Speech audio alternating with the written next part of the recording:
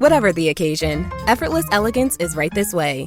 Because Hilton brings you new ways to stay courtesy of the Nomad London.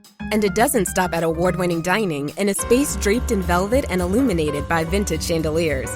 No, this day goes beyond with unparalleled personalized service and attentive hospitality. Oh, and did we mention the Nomad London can be booked using your Hilton Honors points at Hilton.com? Hilton, for the stay.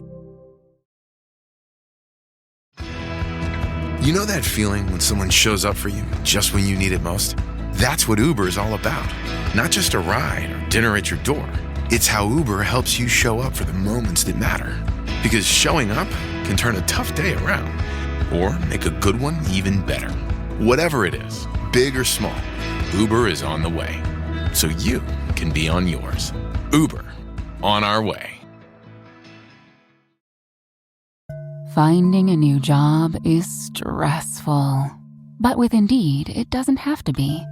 Just fill out your Indeed profile with your skills, experience, and desired salary. The more you fill out, the better your matches will be. And hearing from hiring managers will be 2 times more likely. Relax. That's your Indeed profile sending opportunities your way. Indeed, the world can work better. At Capella University, you can learn at your own pace with our FlexPath learning format. Take 1 or 2 courses at a time and complete as many as you can in a 12-week billing session. With FlexPath, you can finish the bachelor's degree you started in 19 months and under $19,000. A different future is closer than you think with Capella University. Learn more at capella.edu. Fastest 25% of students. Cost varies by PACE, transfer credits, and other factors. Fees apply. The new McCrispy Strip is here. Dip approved by ketchup, tangy barbecue, honey mustard, Sprite, McFlurry, Big Mac sauce, double dipped in buffalo and ranch, more ranch, and creamy chili McCrispy Strip Dip. Now at McDonald's. Ba-da-ba-ba-ba. Hey everyone, thank you for listening. This is Ross Kenyon, I'm your host. I have 2 sponsors that I'd like to tell you about today. They're both organizations doing valuable work within carbon removal. One of them is a new sponsor of the show, and the other one has been with us from the start. So I'm going to start with the new one. I'm going to give them a chance to go first. It's Climify. Personally, I think they produce some of the best content within carbon removal. Their reports are top tier. I always look forward to reading them. I've learned a lot from them. There's one in particular that I like that I referenced in a blog post I wrote a while back called Bridging the CDR Financing Gap, the Comprehensive Guide. Just really powerful, great work. If you're looking for good intel on carbon removal, check out the Climify reports. They're really good. There are lots of intermediaries within carbon removal. If someone wants to buy carbon removals, many people will heed the call and try to sell them some. Climify is a group that I see almost more as a white glove service. They're quite selective in what they choose to do. The way that they put it is that they empower companies to develop and manage robust, high quality, durable CDR portfolios that's built upon market intelligence. They have a proprietary rating system. You may have heard that they just gave Deep Sky in Canada a very high rating. They're involved in the procurement themselves of facilitating sourcing and managing RFPs for companies. So if you're looking to run a carbon removal RFP, a request for proposal, so you could have carbon removal companies coming to you with proposals for what they might be able to do. Climify is a group that can very much help you with that, perform the due diligence, structure the portfolios, negotiating and executing transactions. That's all something that they can help you with. And then also just managing the portfolio of making sure that the projects are monitored, warehoused appropriately, and then when the time comes, retired. Climify's project database covers about 95% of all the durable CDR projects globally, but out of the 500 plus projects reviewed by Climify, only 15% meet their standards for delivery and integrity that they look for, and eventually only 5% of those projects are included in client portfolios. If you're looking to buy some carbon removals, if you want to run an RFP, follow the link in the show notes to learn more about Climify. And of course, I'm also very happy that Arbonix is sponsoring the show again. Arbonix connects European landowners to corporate credit buyers in order to remove CO2 and protect biodiversity. They're very data-driven. They're trying to turn degraded and abandoned land in Europe, in the Baltic states, back into biodiverse forests. That's a really impactful, good thing to be doing for its own sake. Outside of carbon removal, it's a good thing to do. but is also very much focused on how much carbon can be sequestered, while also pointing us towards the importance of co-benefits and ecosystem services that I think sometimes carbon removal people forget about. We're pretty focused on the ppm, but the other stuff is really important too. They're doing fascinating work on the data layer side. I'm not sure if you've seen the digital twinning of forestry, but they're making it. It's exactly what it sounds like. Arbonix is on the cutting edge, trying to make forestry work for carbon removals and turn Europe back into that beautifully forested continent that it once was. So if that interests you, the link is in the show notes. Go check out Arbonix. Also, Lizette Louis, one of the founders and COO of Arbonix, was on the podcast earlier this year. Go check that out because we dig into a lot of the role of temporary removals within carbon removal. It's a fascinating big topic, and Lizette brings her A game to it. So I hope you enjoy. Link to both sponsors are in the show notes. If you'd like to be a sponsor of the show too and hear more about what that might look like, you can email me. The email is in the show notes. And then also, if you're podcasting and you want to use Riverside for recording or Descript for editing and transcription services, I have affiliate links in the notes too. And that also helps drive the show's financial solvency. So thanks so much for listening. Here is the intro to your show.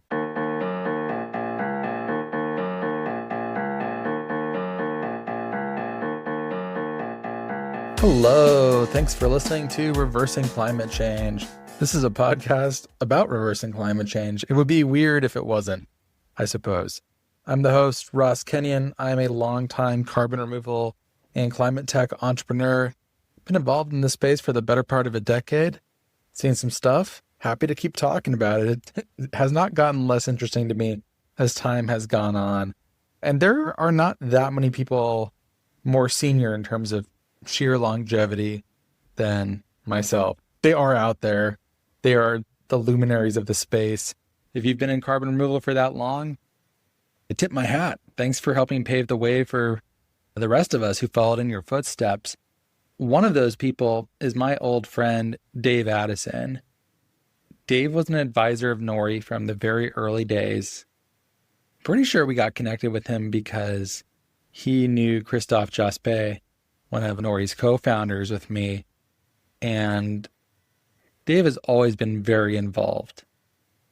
He's someone that has become a close friend, a confidant, someone who strikes me as a very grounded person, as you will hear in this show.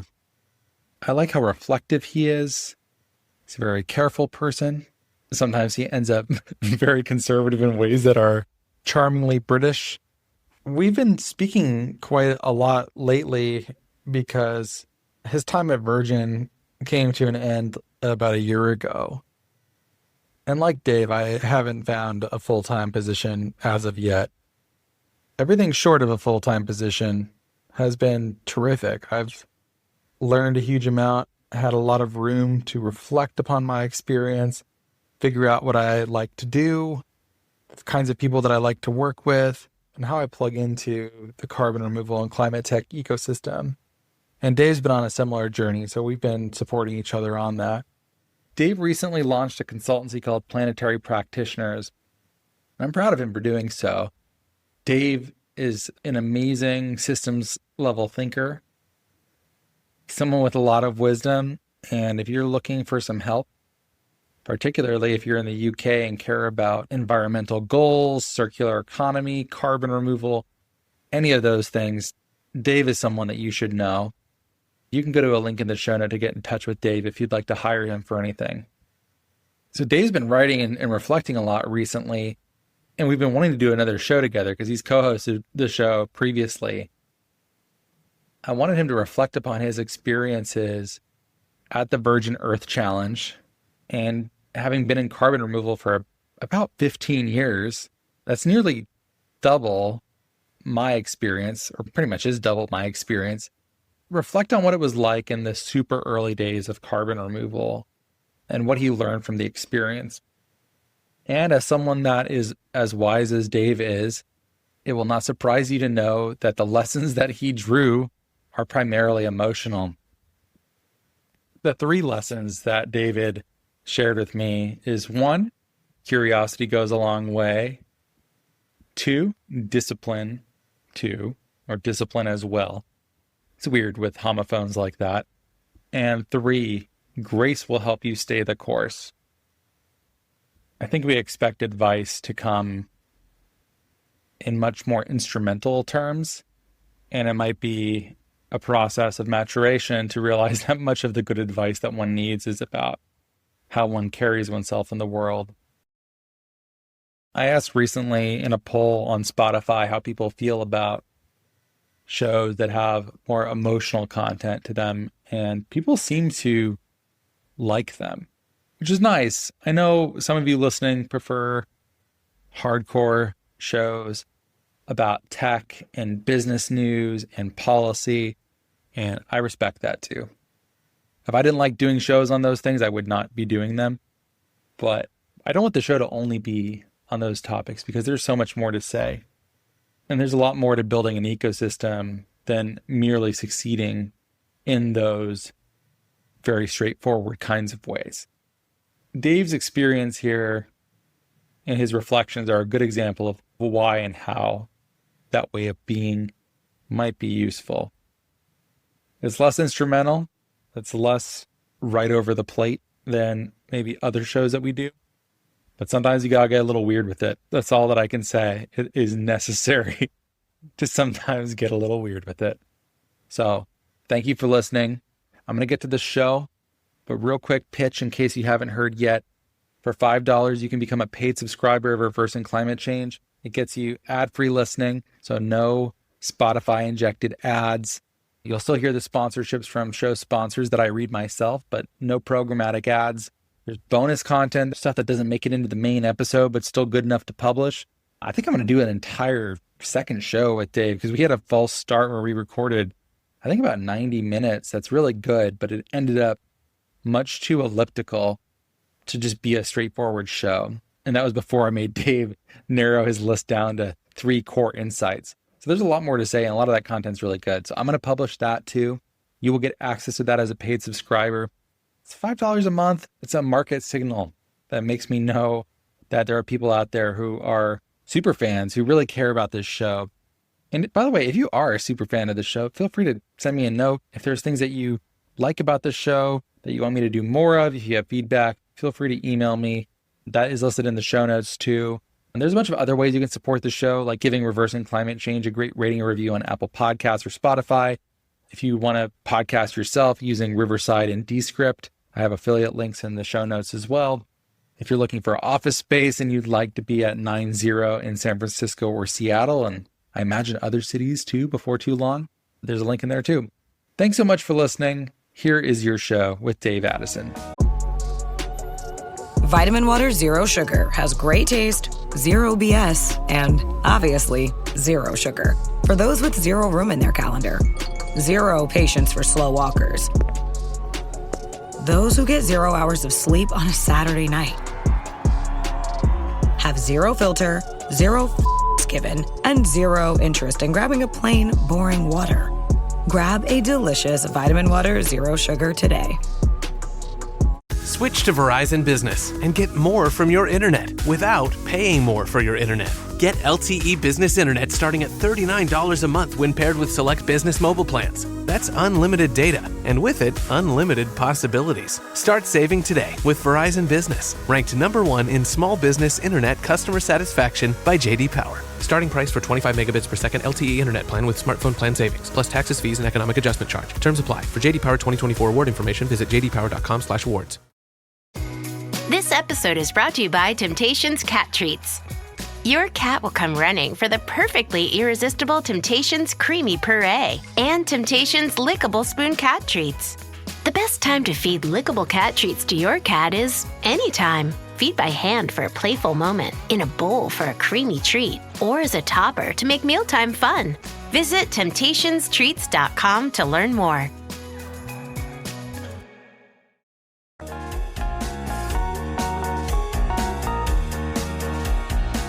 That's fine. We are here in the pursuit of truth, so you should feel cleared to say whatever you like within the realms of physics and the laws of our respective fine nations. I will not abide by those rules. I will not respect Euclidean geometry or real numbers. I'm not here in pursuit of truth. I'm here for an audience, Dave, bringing in that sweet, sweet podcast revenue. So speak for yourself. That's what I'm saying. Fair enough, man. Fair enough. Dave, you're one of my oldest friends in carbon removal, and you've been here pretty much as long as anyone else has, with the exception of the super old school scientists like David Keith and Klaus Lackner and Julio Friedman. They've got you beat. But there's not that many people who have been in and around carbon removal for as long as you have. I thought it would be really fun to talk about the early days of carbon removal, how you've seen it change, what you learned from an industry that was even more nascent than it is now. People still say carbon removal is a nascent industry. That's seemingly the most common adjective for it. What was it like working in carbon removal when it was pre-nascent? Yeah, no, happy to talk about that. For the audience's benefit, I actually wrote down initially 12 lessons, and then I pruned them down to what I thought was a very economical 7.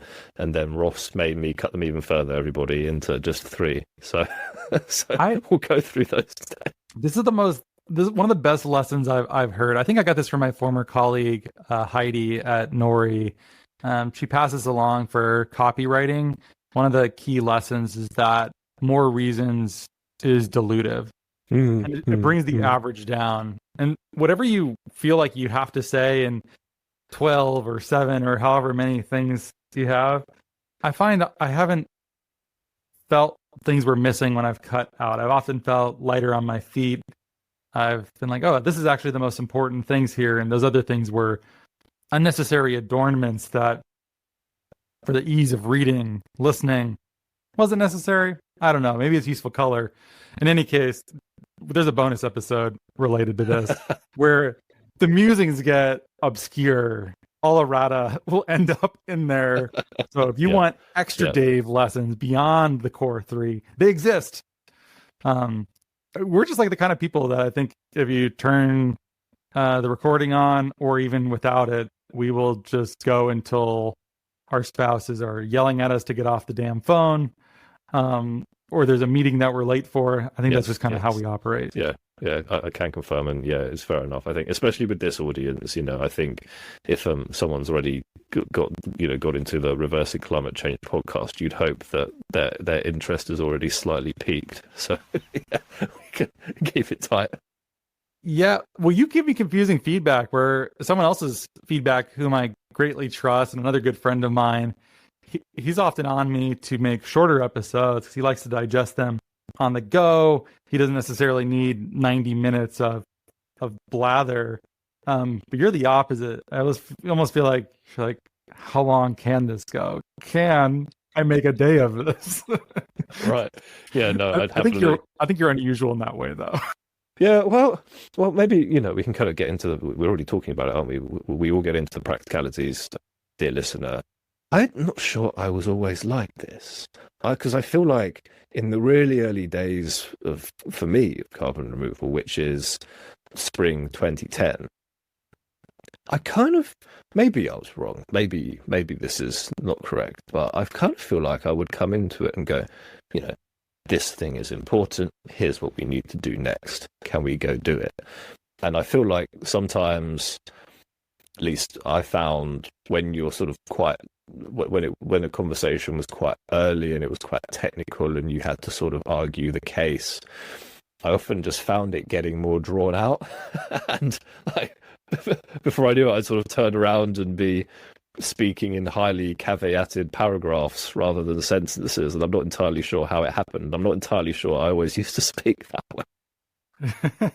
Yeah, when your speech contains asterisks and people know that there are asterisks involved. Yes. you're in danger.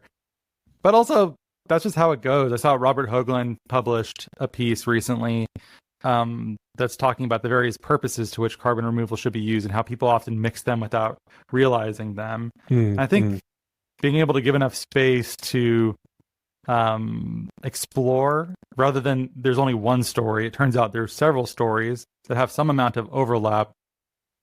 As someone who is a semi-professional communicator, it's pretty hard to tell stories like that the audience wants to hear and will retain. I think you're someone that you probably want that level of detail.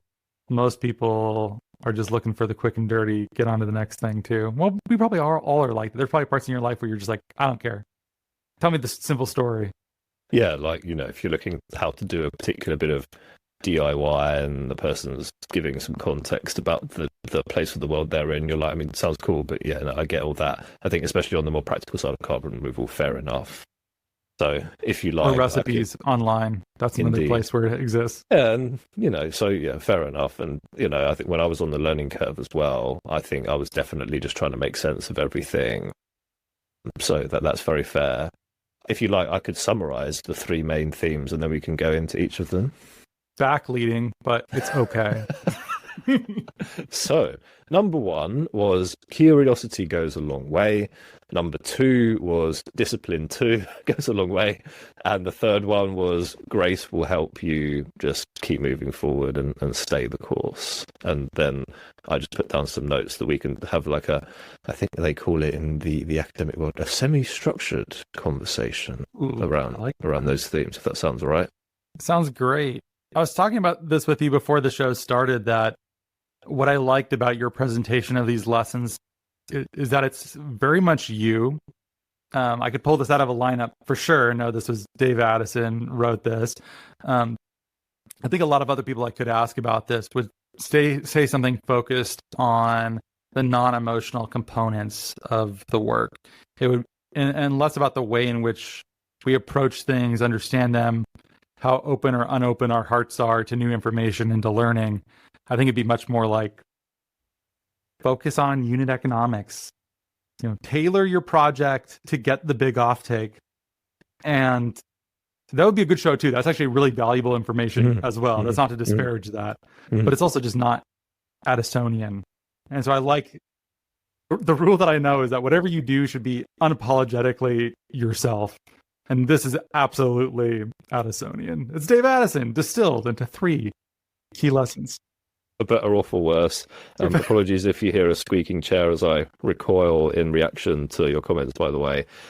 So for me, I think the reason why I landed on these themes is I often found that, not all the time, but just a bit of time and headspace thinking about, if you like, the sort of superstructures behind the more practical questions around everything from techno-economics and product market fit and where you're positioning your brand as a carbon removal venture in the current ecosystem, etc., etc. I just often found on my own journey that at least a little bit of time getting into the slightly like attempted philosophical side. Like, where is your head going? Where is your heart going? What bigger visions and purposes are you at least trying to reach towards, however poorly, would then like cascade out into what kind of questions you were asking, what kind of analyses you were doing, what kind of things you would be moving forward in the real world. And maybe we can hopefully maybe bridge a bit of some of the divide between those two with some specific examples, but we'll see how we go, I guess. Feedback welcome, beloved listener, as well in time. And we do have some questions. I did get some questions because I posted on LinkedIn before, so I've got some brief answers to those that we can do at the end. Interesting. Okay. How much do you know, not to kind of hijack the direction of the conversation, I'm a long-term listener and fan of the Reversing Climate Change podcast as well, so I maybe feel a bit more comfortable than I really should. but like, I'm in your living room at town. Yeah. Like, how much do you know about the Earth Challenge? And obviously we kind of met quite early on in your journey, but had you kind of heard of it before? Did you know much of the story? Not really. And even to this point now, it didn't have an influence on Nori's work. If it was active while we were active, we wouldn't have qualified for it. So I don't remember thinking a lot about it. And I always knew it was one of those things that was on the back burner, perhaps, but I don't remember paying a huge amount of attention to it. And maybe it just took place before I got into it, because I don't think I really was thinking about carbon removal before. I think I first started hearing about it. I think Paul started telling me about it in maybe summer of 2016, I think is probably when I first, got carbon removal pilled and went from there. So it depends on the timeline, but that probably isn't a very encouraging answer. In any case, you should start from the beginning because I assume listeners maybe don't know. Yeah, fair enough. All fair enough. So I was the same, I stumbled into carbon removal, but that's a story for either later or another time. So the basic story of the Earth Challenge was back in February 2007, Richard Branson and several other judges with experience and perspective in the climate and sustainability arena laid down a $25 million innovation prize for ways of removing greenhouse gases from the atmosphere to help address climate change. It was launched at a press conference in the middle of London. I imagine most of the world's media agencies would still have footage of the whole thing somewhere. And it's quite an interesting watch, actually. I remember seeing footage from it back in the day and just seeing how it was talked about even then in quite just a thoughtful way, in the way that many of the carbon removal leaders today also talk about it in a similar spirit, right? We still need to reduce emissions first. This is stuff that's complex but necessary to start exploring, and so on and so on. And it was modelled, I believe, after some fairly wellish known innovation prizes throughout history. In particular, and I think this was mentioned during the launch, the Longitude Prize, which was launched by the British government quite a long time ago, like hundreds of years ago. I forget the specific date. There's quite a good book written about it. And that was a prize at the time for trying to figure out how you would figure out how far around the world you were whilst on a ship. Because back then you didn't have GPS, and like pendulum clocks don't work on a ship. And one of the ways that you would figure out longitude is to like have a clock linked to the time where you left and then synchronize that based on where the sun was to try and work out how far around the world you were. And it was at the time a huge prize, and there's a whole long complicated story behind how different people tried to win it. It was ultimately, I think, just about won by a guy called John Harrison, who came up with this very precise clock called the Marine Chronometer. You can actually see one in the Science Museum in London, which is pretty cool. And there's another one, I think, over in Greenwich, if memory serves me correctly. And so the Earth Challenge, when it was launched, was really set up as a, hey, no, we need to remove greenhouse gases from the atmosphere. This is a thing, because back then, in my opinion, it was maybe overlooked in a fair amount of the mainstream climate discourse. And here's a big prize to encourage people to do it. And yeah, that was, what are we now, like 2025? That was like 18 years ago. 18 plus years ago now, that was announced and launched to the world. You can still find the news articles about it out there, the kind of BBC News article and many others about it as well. And were you involved with it from the start? Did you join the project after it launched? I started working on the Earth Challenge in 2010. I remember watching the launch during my geography degree, which I loved at the time. It was, for me, the sort of closest degree you could get to studying like planetology, like how the planet works and how people interact with it. And I remember it being launched. I remember going to the cinema in the first term with all my course mates and watching An Inconvenient Truth, Al Gore's climate film, and coming out with a, oh, good gracious me, this seems a bit worse than the mainstream media narrative at the time. And I think Richard actually got a personal Inconvenient Truth briefing from former Vice President Gore in 2006 as well. I think that was known and talked about. He talked about that in a few of his books, Richard did. But yeah, I started in 2010. Basically, after the geography degree, I went and did the Masters in Environmental Technology at Imperial up in London near the museums. And Virgin put out an advert to that course saying, we're looking for someone to come in and just help with some of the very early sort of staged assessment of the entries, as the prize ultimately got over 10,000 applications and 2,600 entries. And as you can imagine, some were very sincere, some were done by like kids with through their schools and that sort of thing. And everyone obviously still needed at least a kind of fundamental, robust assessment on whether or not it was actually a potentially viable, scalable, sustainable carbon removal method. And so back to the curiosity point, I knew enough about the, Earth system and carbon cycle and climatology to know that, oh yeah, we probably do need to do some removal as well in the long run, don't we? Interesting. I was not carbon removal pilled as you described it at that time. And frankly, I'm not sure how many people actually applied for the internship. But in that 1 month in 2010, as they say, I just went down the rabbit hole. And I've told you this story before. I had a perfectly good master's thesis lined up that was then modeling energy and carbon payback for lots of different forms of renewables and that sort of thing. The kind of thing that I think on paper you could just waltz into a nice energy consultancy job for.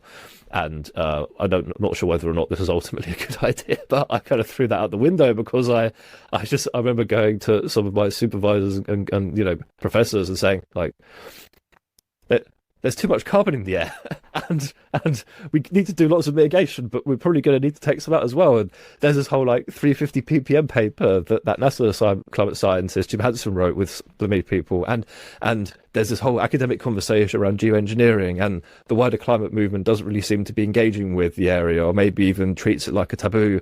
And there are all these people just working on it. There are all these people just trying to very, very early on just figure out ways of actually doing it, however technological or ecological.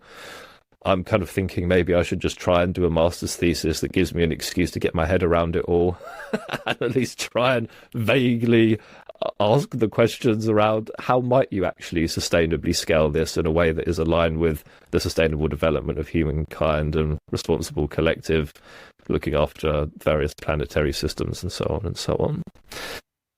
Yeah, but that was the spring of 2010, after the Copenhagen climate meeting had kind of not gone the way that people thought it would, and when I think CO2 was already considerably above 350 parts per million. You see this phase of your career as being one where curiosity was the most important lesson for you, or important principle to keep in mind? Yeah, and we might as well start quoting Carl Sagan now, Ross. There's no point beating around the bush. Oh, don't put it off. It's time.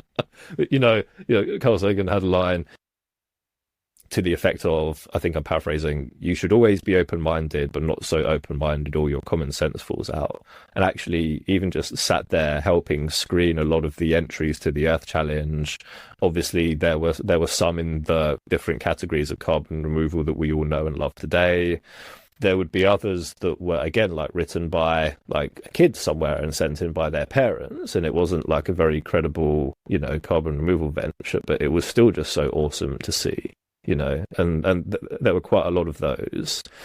And I'm not sure if we ultimately got all of them, but there was a real effort to even give those ones a nice constructive reply and point them in the right direction and, wish everyone all the best, And so it was really cool to have an excuse to look at different early proposals for ways of striving to do sustainable and scalable carbon removal, and being able to bring that curiosity into either assessing them directly or seeing the more detailed, robust assessments of them that would subsequently happen in the process. Can't believe it took 20-something minutes to get to Carl Sagan, but I guess that's fine, David. Well, yeah, I think that we mentioned this because when we spoke previously, maybe there are others. When I had to look around again recently, one of Carl Sagan's papers about Venus was the earliest thing I could find in the literature talking about, hey, maybe you can actually also remove greenhouse gases from a planetary system to help more consciously intervene with the climate system. So, been very influenced by that way of thinking. Kim Stanley Robinson Mars books were a big influence on early Nori. Not for me, but that's part of our intellectual heritage. You turned me on to, I was too young for the original Cosmos, so I missed that when it was actually a thing. But I remember you sent the DVDs over as an advisor, and taking your advice, watched them and found them to be delightful and very charming. And then moving on to David Grinspoon, podcast alumnus, several times, Dr. Funky Spoon, as he might adorn himself. And I found your nudging me to think about climate change through a planetary science paradigm to be very useful. And to this day, I've said this so many times on the podcast, so maybe it's been a minute, severely underrepresented. I find it to be such a useful third way of seeing, because the common ways of seeing things are very much wizard and prophet oriented. Charles Mann. Yeah, Charles C. Mann. Charles Mann, yeah. Yeah. Yeah. I should go back and listen to that one, because I was so happy that I was able to get him on the podcast, because he's a legendary person, a legendary nonfiction writer. Yeah, wizard and prophet. So people who think tech's going to save us and that we can bet on growth and human ingenuity. That's the wizard. Prophets are those who think we need to cut back and go back to the land and live much simpler lives. And what I love about Charles C. Mann's work is that he honors both of those perspectives. It isn't just that one is right and the other one is wrong. It's like wisdom is knowing when to apply those and when to know that we're out of balance between wizards and prophets. But then the Grinspoonian, Saganian perspective seemingly doesn't fit into it neatly at all. It's both about living in balance and harmony with Earth, but also so that we could become a transplanetary civilization that has earned the right, possibly, to grow, to become a transplanetary civilization that is permanent, that is not going to boom and bust and wipe ourselves out by accident or by malintent. I find that to be such a humbling but also encouraging way of seeing things. I am indebted to you for nudging me that direction. Hey, no, well, one, it was awesome to be a Nori advisor, and if nothing else, I mean, like long-term listeners of Reversing Climate Change, especially in the early days, it was just so awesome to be able to listen to the kind of conversations you were having, admittedly on the other side, at a very different longitude at the time, obviously, here in the UK, and I'll be eternally grateful for that. I found it just a helpful headspace to be in for many practical tasks that you would then have to do, whether it's briefing people, having stakeholder dialogues, and facilitating technical evaluation, putting together like blog posts, going and speaking in places, just all the different things one would try to do to humbly but sincerely try and nurture the carbon removal innovation ecosystem before it was really the thing today. I often just found trying to come at it from that scientific yet planetary perspective was just a helpful headspace to be in for how to talk about it and think about it and try and build some bridges rather than drive further polarization and that sort of thing. And yeah, there was many like heavy-ish nights where I'd put on an episode of Cosmos. I've told you this story before, and it would sort of say to my soul, "It's okay to sleep now," but also keep going, because people throughout human history, again in that spirit of curiosity, and a lot of these stories are told beautifully in the Cosmos series in particular, just carried that spirit through into exploring and discovering new things, many of which we now take for granted. There are so many different avenues into that calming way of seeing that I'll encounter them recently. The most recent one I heard, there's a podcast series. I might cut this out. I don't even know. Did you listen to the telepathy tapes? No. It's a pretty well-regarded, very popular podcast series right now about how nonverbal autistic people have fairly well-documented telepathic abilities. And really? Well, consciousness exists. I listened to something credible that said it exists probably in the quantum, so Roger Penrose's whole thing, that it's probably from the quantum realm rather than the Einsteinian realm. So who knows, man? Again, curiosity. So carry on. Yeah, I've gone through a process where, that or the sort of view from space, Grinspoonian way of seeing things, or if you're feeling spiritual in whatever tradition that you have access to, I'll have this strong embodied sense of why are we spending any time fighting in any way? Or do you know the great dictator speech at the end of Charlie Chaplin's one? Yeah. That also does it to me too, where I'm like, it makes me do the I sent this to you, the Darmine doggy door. What did they do to us? We're on this beautiful planet. It's a magical, mystical experience. And yet we spend our time arguing over like bullshit, basically, and hurting each other for very little gain. scrapping for like the smallest amount of money possible, which is like it's like a pretty miserable experience for what could otherwise be a free and beautiful one. I think being able to zoom out in any of those ways that you can get into that snap you out of the like, why am I engaging on this with like primate brain, and how do I go galaxy brain on this? I think it's just like a really useful. Okay, say the line. It'll be like now another meme for you. The Bart Simpson. Say the line, Bart. Non-rivalrous game theoretic environments. Say the line, Dave. Mate, how do you get to that place where you're like, oh, there's oneness and we can access this and it can actually dissolve a lot of these conflicts that we're wasting our time with that ultimately don't make us happier or safer. Yeah, man. Yeah. And I think I saw it and I felt it a lot interacting with people who were working on carbon removal, meeting the leading entrants to things like the Earth Challenge and spending time with them and listening to their stories and seeing the work they were doing, going to and supporting the early academic conferences, even, and you know, this is very hard to do, and I for one certainly didn't do it perfectly, but just trying to press into having dialogue with stakeholders of any kind. If there's actually just interest in talking things through, you know, even if the dialogue starts with a right now, what you've got to understand is here's why thermodynamics doesn't actually work. If you're like, okay, this probably isn't going to be, but you know, you hear the person out, fine. But you know, just actually like just because especially back then, I think people forget now.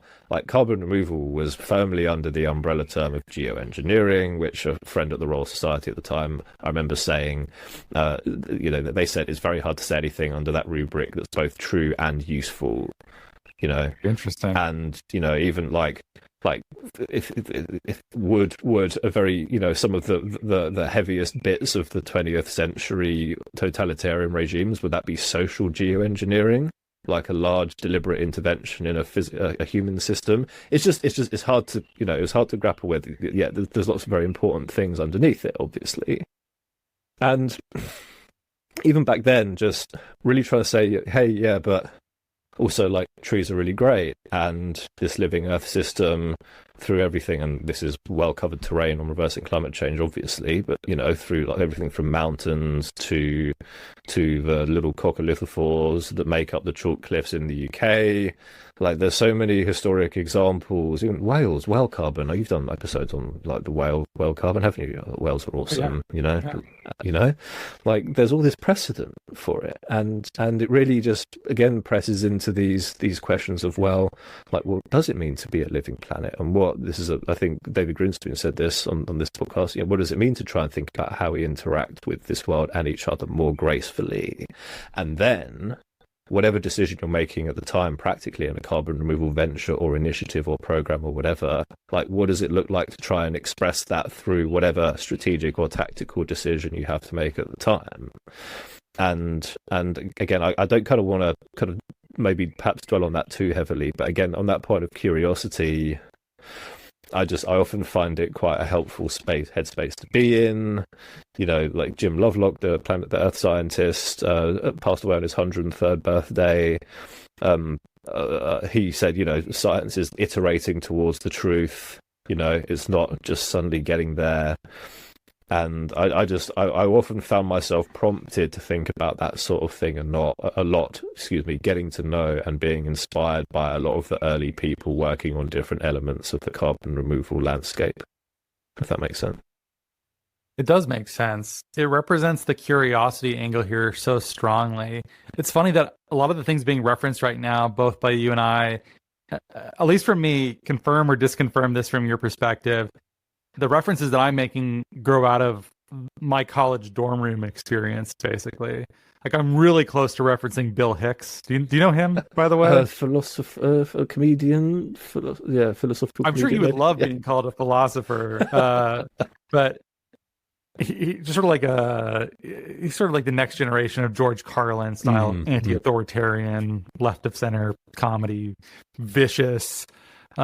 Unrepentant smoker long after it was discovered to be bad. Unfortunately died of cancer, but all of these things are or I've been reading a lot of Victor Hugo recently, and just, capital R romanticism, this sort of feelings of oneness, of mercy, of this ability to plug into something bigger than yourself, to get away from these empirical, pecuniary concerns, and be like, what are we doing? What does it all mean? Like, why do we kill each other and do these terrible things to one another?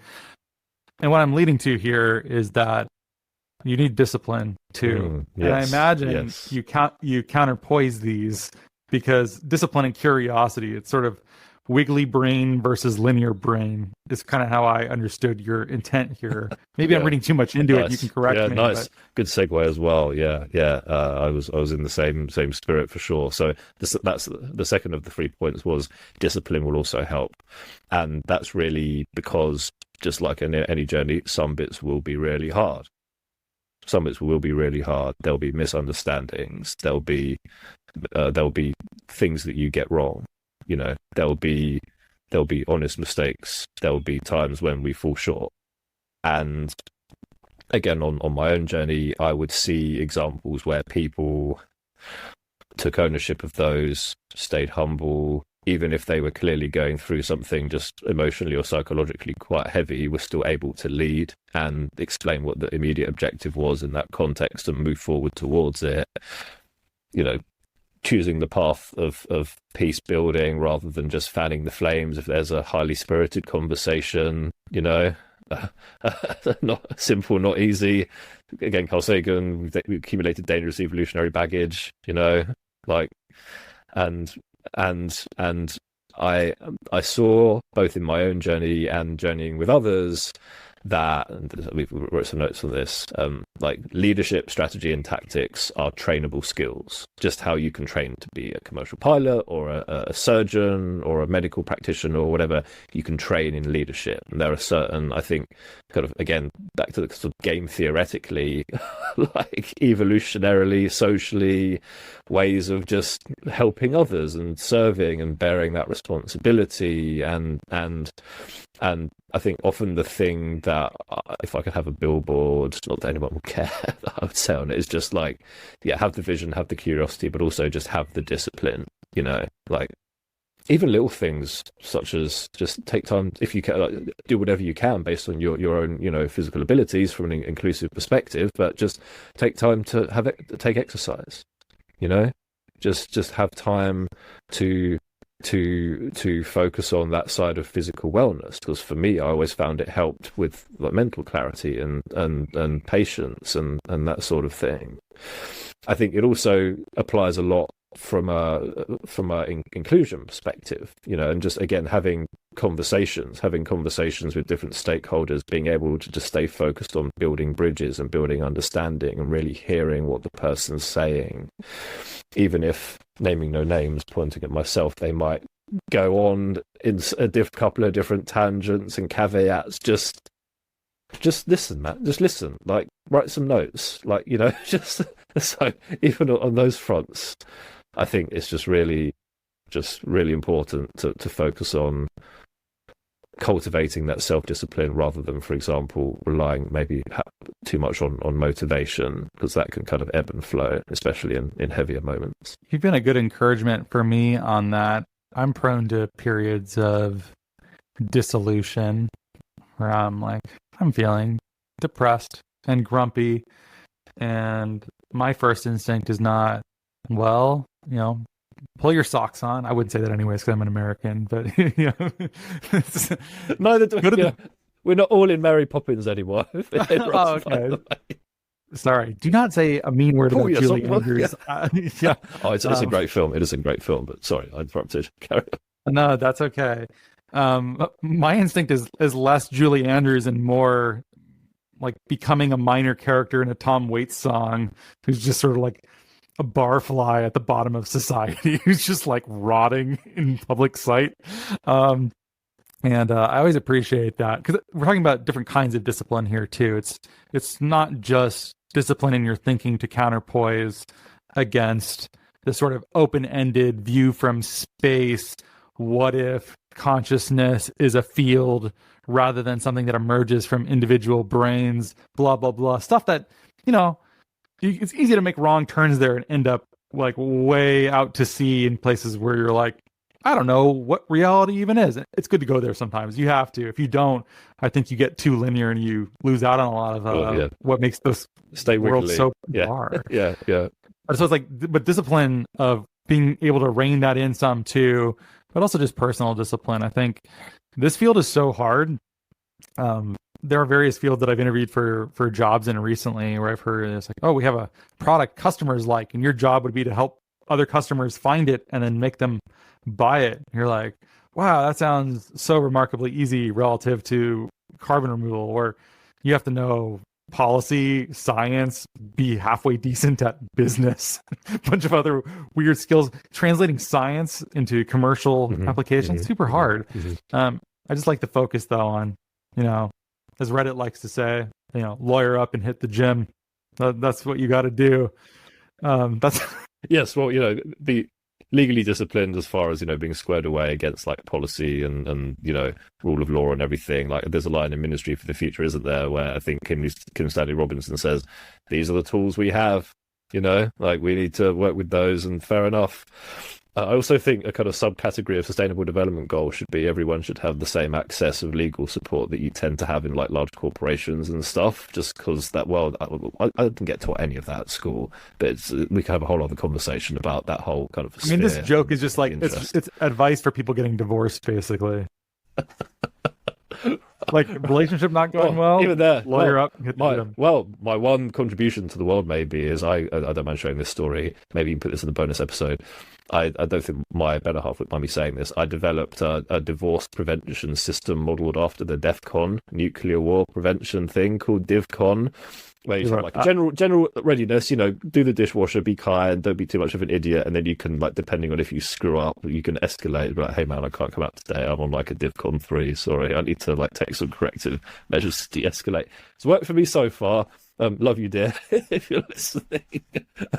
Anyway, so basically, I don't know, it just, again, I'm 15 years into carbon removal now. A lot of the current difficulties that I see people facing and actually leaning into and doing awesome work through, like, echo with some of the ones that we faced in different ways back in the 2010s. And I actually wrote something, again, very cliche, talking on a podcast. Yes, I have got a Substack going. Look how original I am. But I literally just wrote one, which you very kindly commented on, the title of which was just Keep Going. And there would be nights where, with small kids, you'd be up in the middle of the night cleaning vomit off the stairs or something, and it would feel like all these solutions that you were seeing that could really be helpful for the future just weren't getting the traction that they deserved. And Virgin was quite early in climate and clean tech in general, not just carbon removal, in different ways. And again, back to the discipline point, there would be moments where my thought process would then be, hey man, it's all good. I'm in a peaceful part of the world. I have running water. I have healthcare. There's many things to genuinely feel blessed about. Keep going. Get a grip, and just get up the next day and do the next. To quote the Frozen song, which a friend shares with me, a good friend shares with me regularly. Just do the next right thing. Just keep going. And in particular, maybe it's different today, but if you're listening to this and you're working in carbon removal and just sometimes it feels really heavy and like you can't keep going, like you can.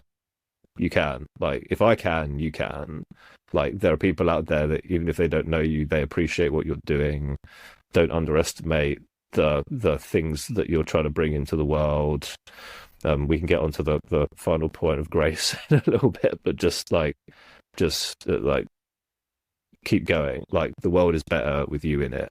Like and if you need to seek help, but just don't be too hard on yourself. You're doing a good job.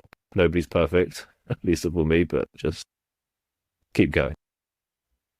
Yeah, I really liked that post. It was straightforward, but felt honest to me and was encouraging. I think that advice is really powerful.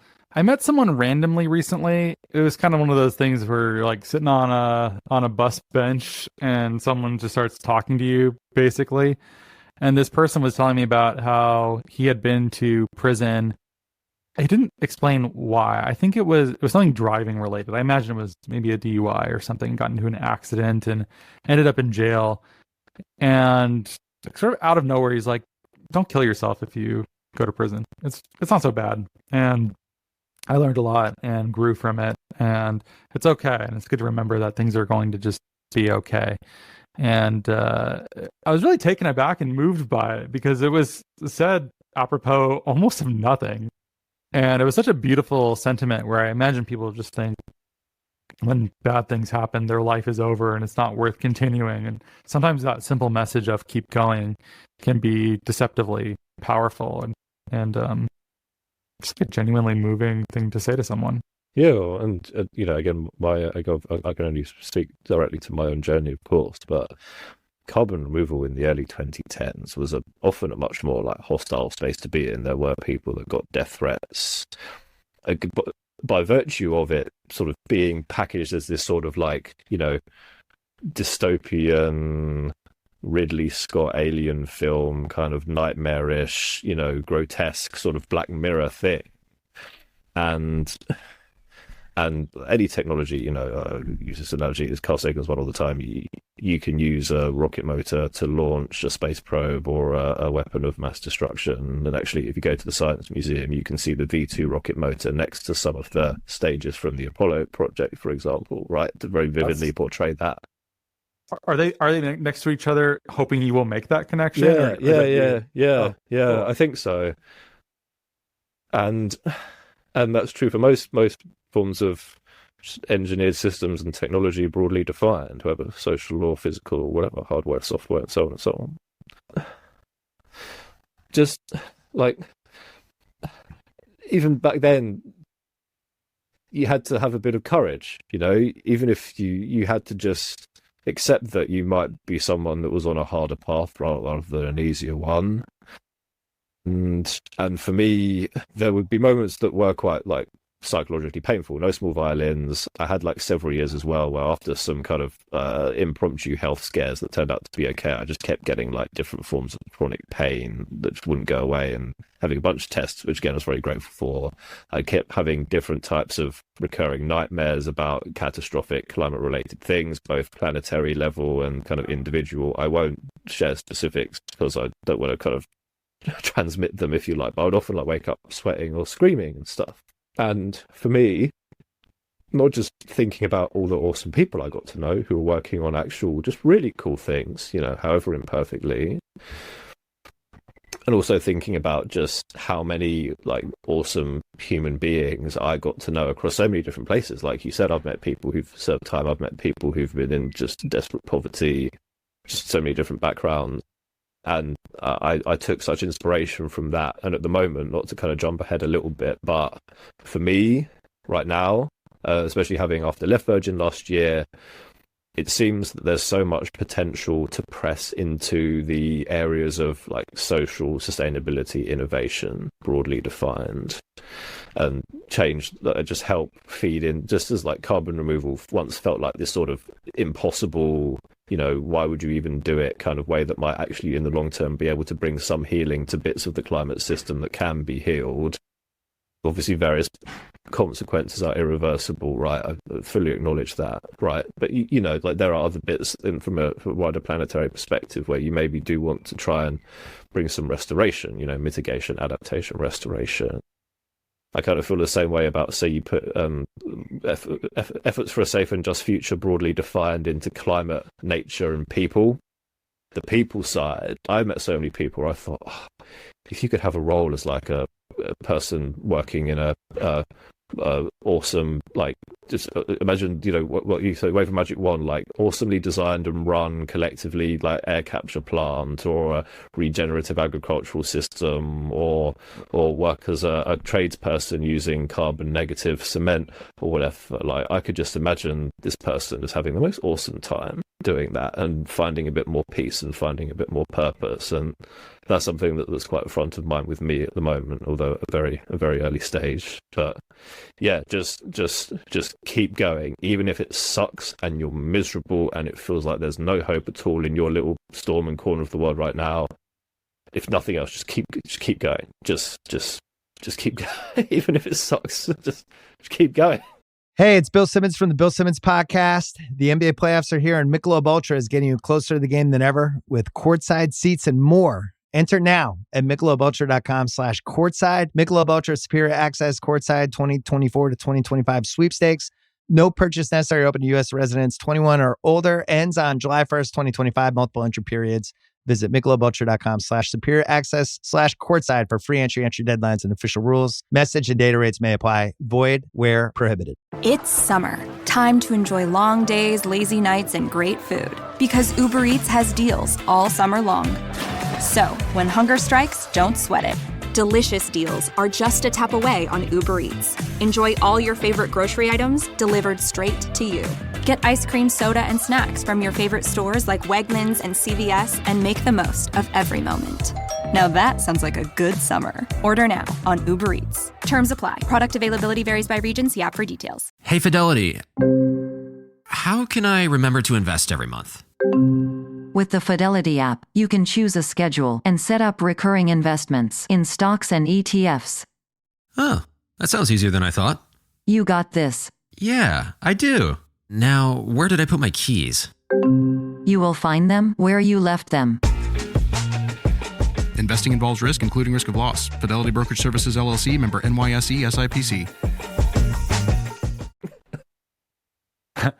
There's a car that I pass sometimes on my bike, and I actually spoke with the owner of it recently. And this car has a couple stickers on it. And they're also dictums that are a little bit mockable.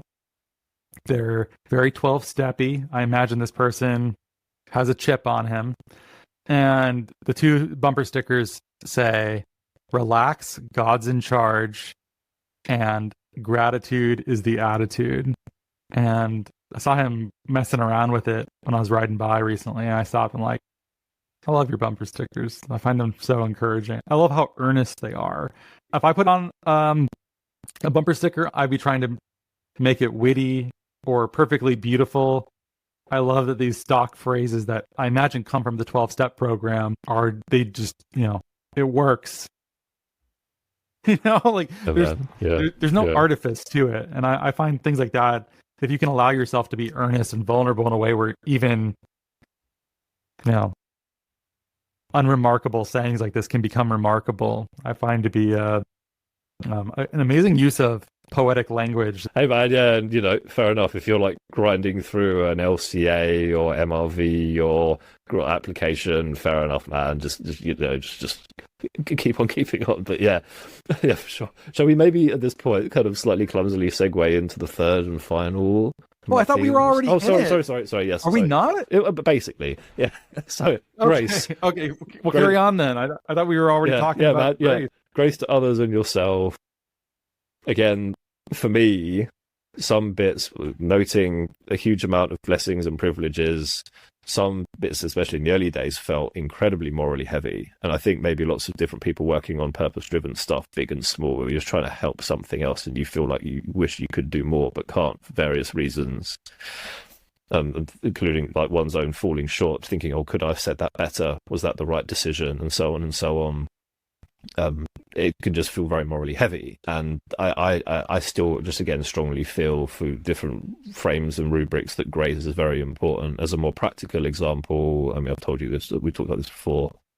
Why Mr. Ross Kenyon is flying so safe? You're in a aluminium can, fast because it's so dangerous. Well, maybe a little bit. There's obviously a very long story there. As one of my extended family worked in aviation safety throughout their career, and I remember at a Christmas get-together kind of grabbing them almost, kind of and slightly metaphorically kind of shaking them, going, why? Again, like I said, you're in an aluminium tin can, you're flying faster than the speeding bullet through the upper atmosphere. Yes, wider environmental things to be internalized. Don't even get me started on the whole chemtrail conspiracy theory back in the day. The best line I heard about that for anyone watching is they're not necessarily wrong, they're just early. If you have a particularly dystopian view of which pathway we're on, read Ministry for the Future. I saw no evidence of it. Let's move on. Please don't reach out to me if you're in that field. Just go watch Cosmos. Anyway. So for the actual like flying, it's one of the safest ways to travel, yet you're just hurtling through the upper atmosphere. And there's obviously many different reasons. Obviously, when it goes wrong very tragically and vividly, and okay. But ultimately, what my extended relative said to me was, well, there's obviously a very long story there. But one of the short ones is there was a deliberate effort in the 20th century to nurture what they called a no-blame culture when it came to aviation safety. So, and again, I think this is I'll give a kind of a rough illustrative example. Please go look at people that have actually worked on it. But say you find a issue with a bit of a plane that might actually cause a safety risk, and maybe even it's your fault, right? You're in an environment, ideally, and generally, obviously not always, but where you can flag the risk and the reaction isn't, to the previous point, well, off to jail you go, you sinner, right? It's a cool. Awesome. Let's internalize that feedback loop and make this whole wider complex system better. Imagine that. Oh, look, that's what your immune system kind of does, right? And there's many other things in nature that actually gain from disorder and actually do what life does, which is evolve, right? And I think the reason why things like that, I've said I think a lot in that sentence. My better half is an English teacher. I will be tuned up for this later on, listeners, if they ever listen to it. Anyway, it matters because, like you said, these are complex systems, right? These are most carbon removal approaches and pathways to scale are ultimately a series of multi-scale and multi-vector, complex, adaptive, socio-technical, political systems of systems, as I heard someone, I think actually a Royal Society conference, describe it back in the day. And you've got to work through the complexity. And I think just being graceful and striving for grace, both to yourself and others, can really help. And again, I'm not on commission, but I think if you see the examples of the different people in even the Cosmos series who went through different discoveries and breakthroughs, you often see that again, for want of a better word, grace coming through, And again, for me, like you mentioned the bumper sticker, I don't mind sharing. Actually, I had a journey into faith. After being in carbon removal for a while, great are the mysteries of faith, freedom of religion and belief I fully support.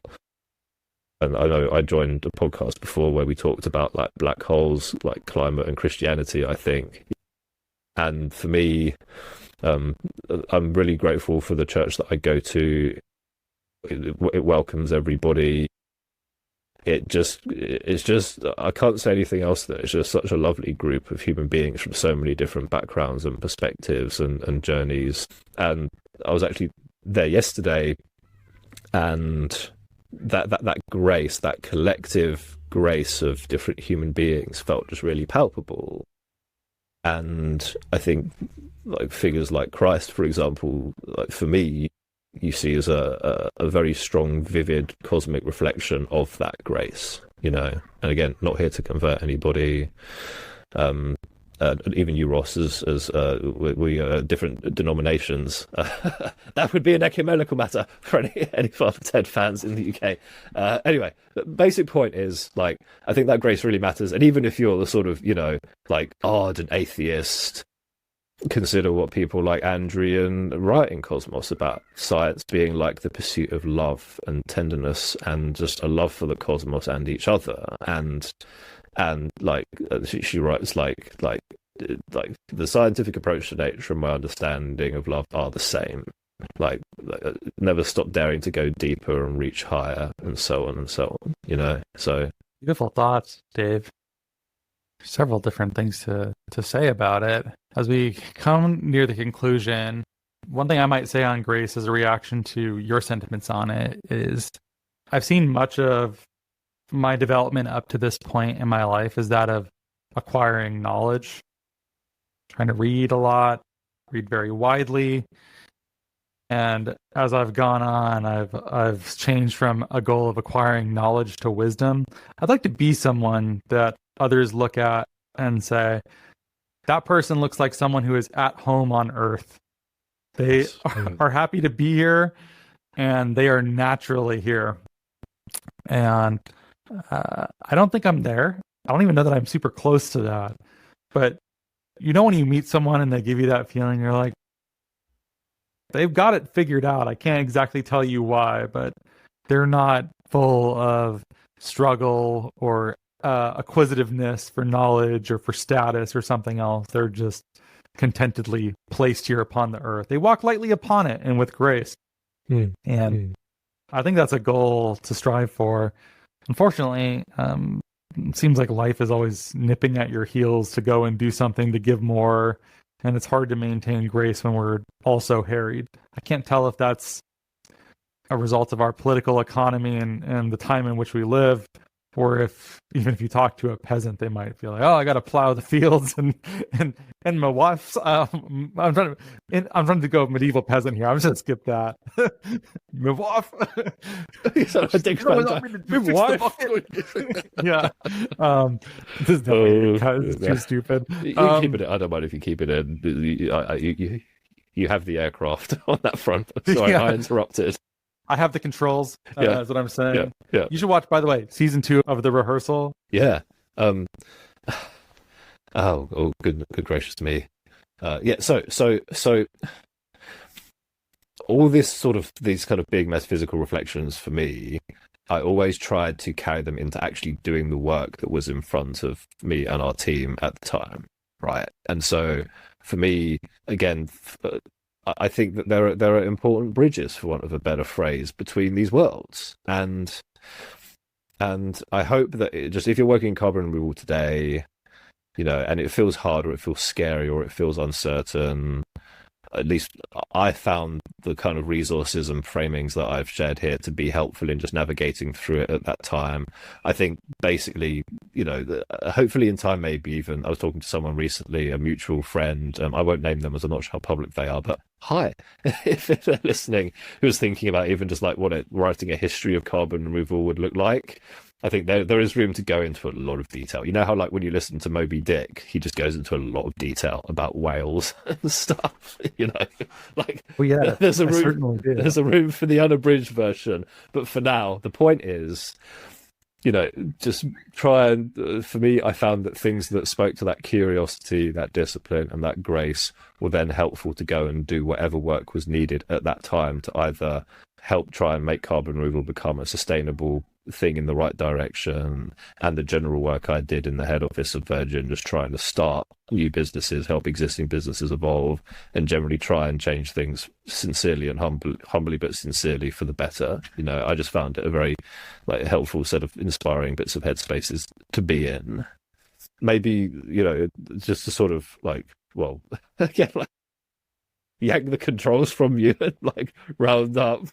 I think it's just a really interesting time to be thinking about what it means to start and grow and change new things that might occupy other bits of these innovation ecosystems as well. For example, again, easy for me to say, I've had various bits of interaction recently with kind of companies in the services or outsourcing, or these sort of more sort of hard industries, you might say. And I think if anyone's listening is thinking, yeah, what would it look like to try and launch a sort of disruptive, net positive competitor there that treats people decently, really presses into nurturing and supporting biodiversity, and is also just going to be a happy evolving procurer of direct and indirect carbon removal services as appropriate for their industry sector and policy regime, etc., etc. I think that's a super interesting area with everything going on in the world at the moment. Insert comment on AI here and how that all shakes out. That's just quite an emerging area of interest that I hope to write about, and not use too much AI augmentation to do so. Maybe a little bit of does this sound completely daft, or so I think that's quite an interesting emerging area. And the other thing I'd say maybe on that point is, for me, again, any long-term listeners or former Nori Nauts listening, I'm very grateful to have been an advisor. And I'm very grateful for this podcast. For me, when it started, I was already 7 years in, and it was just so awesome listening to you all and your guests just go on all these different adventures and journeys and cover so many different bits of ground. It was just yeah, I'm really grateful for it. Like I can't emphasize that enough. And I think you've always got to have, like, you know, the kind of big counter, you know, like Marvel style multiverse sort of counter reality thing.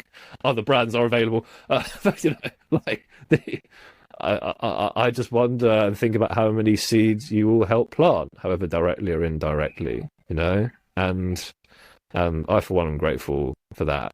And again, not that it matters or anyone cares, but there was never any other podcast I was going to speak on, you know, first, having not done any podcasts for ages than this one, man, you know.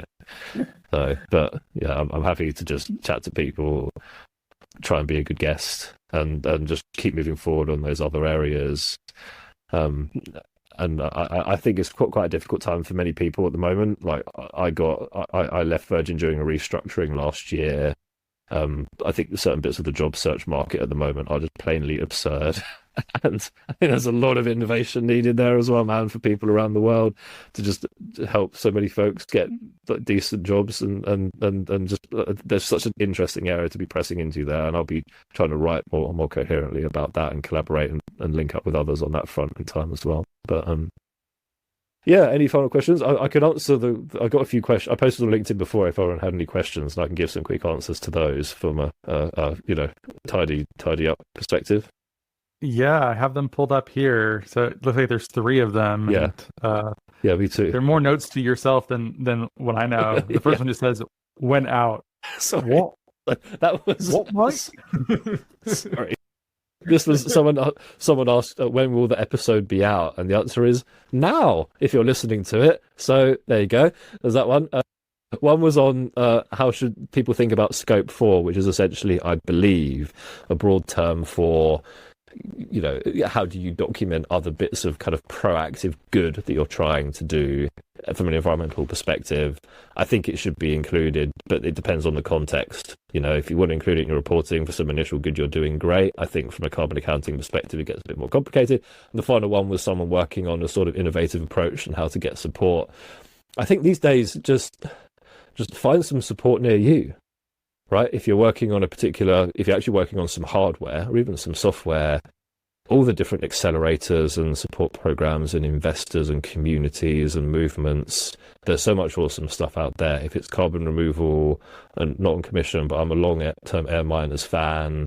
I've got my hat and my bracelet and my planter downstairs and my t-shirt. You know, I love air miners. Just help would be available. Keep looking for it. Again, keep moving forward. And yeah. Dave, thanks for being here. So honored to be your first official host Virgin podcast experience, something like that. I don't know how we want to say it. Thanks for being on. Yeah, it was a pleasure, man. Like long-term listener, first time actual guest.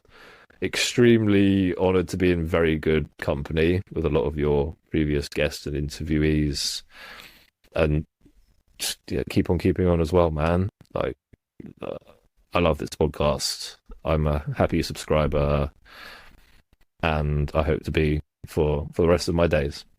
So, until you decide to maybe do something else, because, you know, you should never feel you have to do more than you have to. But I think you should keep going for now. But again, no pressure. You've got, you know, just live your life, man. Thank you. I'll put a link to your Substack, and if you want to hear Dave's thoughts, which you absolutely should. Thanks for getting real with me, Dave/David. Thank you, brother. Yeah, it's emotional.